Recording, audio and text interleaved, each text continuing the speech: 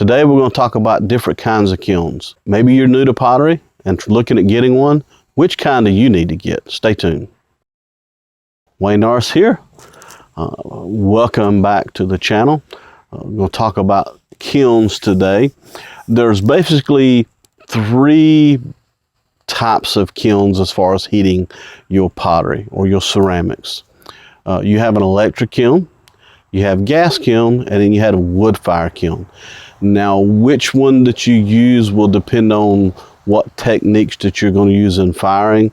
The typical starting off person will use an electric kiln, and it will have either be a computerized, a lot of them today are, or it may have a kiln sitter, which if you'll look back at my other videos, and I'll put a link here somewhere, that talks about what parametric cones are.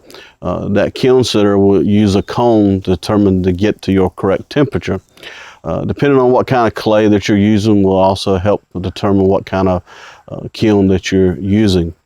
Now, typically most people, when they are going to bisque their pottery, such as here, they're going to use an electric kiln.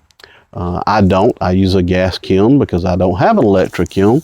And you can also glaze with an electric kiln. And it's probably the easiest for the beginner because you can get a lot of commercial glaze that you can use, and it makes it a whole lot easier when it comes to firing. Then once you've got a little bit of experience, you may want to go with a gas kiln or maybe even build a wood fire kiln. Gas kiln allows you to do some things that you can't do with electric kiln, such as reduction.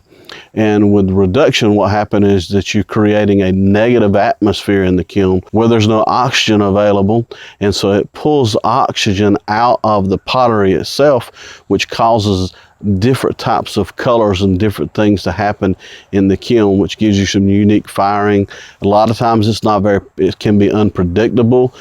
It's hard to have the same colors over and over sometimes if your kiln is not very consistent in how it fires. You can also do reduction firing in a wood fire kiln, do the same thing, but with wood fire, you get ash on your pots, which gives you another technique in how your pottery will look.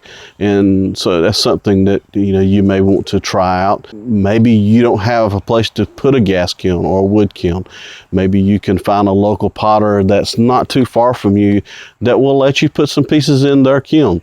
I find that potters are very helpful, very willing to share their knowledge. And a lot of guys will welcome the help to come and help them, especially with wood kiln, stack up wood, put wood in the kiln, different things, and will help you do that.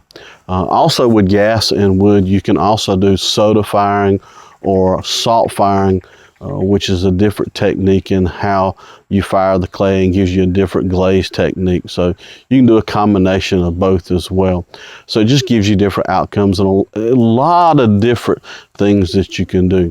And then along with those, you even have some other areas that are like raku kilns, which is not your traditional kiln, but can do a low fire, more artistic, such as you can do horsehair, you can do naked raku, different types. So, you can do some different research if you're looking and want to do some of that. You maybe even want to do some pit firing. That's something that you could do, put some cinder blocks around, and, research on the internet. And I'll find some links below that I'll share with you about some of those different techniques.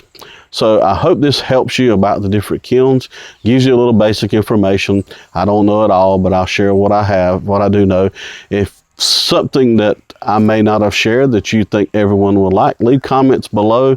And if you like this, give it a thumbs up, subscribe for new videos. And until next time, keep playing in clay.